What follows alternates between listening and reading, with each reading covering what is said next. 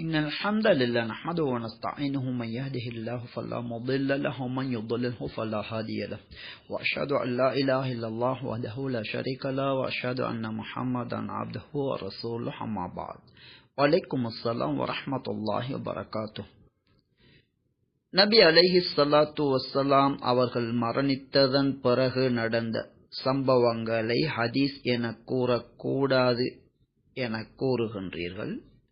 அப்படியென்றால் அவற்றை எப்படி அழைப்பது, என்ன பெயரால் கூறுவது என்று அடுத்து ஒரு கேள்வி தொடுக்கப்பட்டுள்ளது.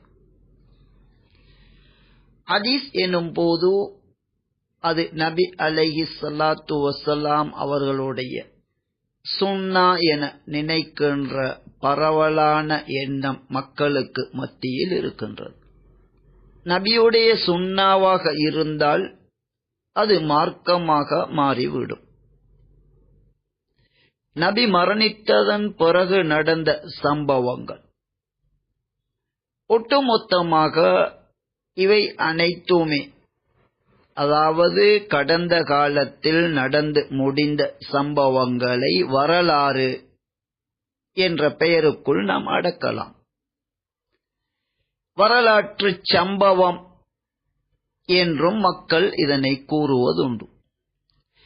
எனவே நபி அலைஹிஸ்ஸலாத்து வஸ்ஸலாம் மரணித்த அந்த வினாடியின் பிறகு நடந்த சம்பவங்கள் ஒவ்வொரு துறை சார்ந்த அறிஞர்கள் ஒவ்வொரு பெயரிலே அதற்கு பெயரிட்டுள்ளார்கள். இது அறிஞர்களோடு சம்பந்தப்பட்ட விடயமாகும்.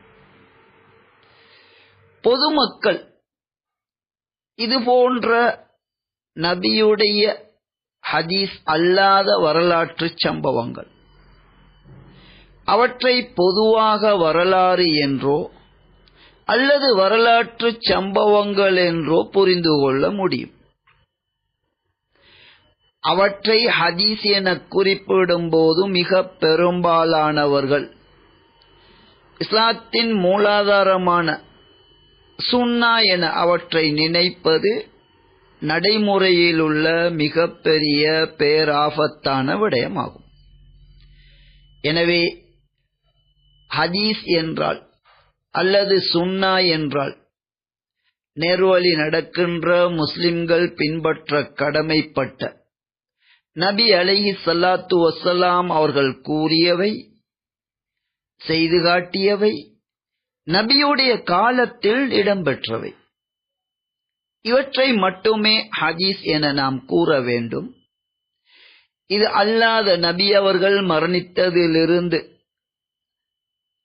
இன்று வரை நடக்கின்ற சம்பவங்கள் சஹாபாக்களுடைய காலத்திலாக இருக்கலாம், தாபீன்களுடைய காலத்தில் இருக்கலாம், இப்படி இன்று வரைக்குமான சம்பவங்கள், இவற்றை வரலாறு என்று நாம் பொதுவாக கூற வேண்டும் அல்லது வரலாற்று சம்பவம் என்றும் நாம் குறிப்பிடலாம்.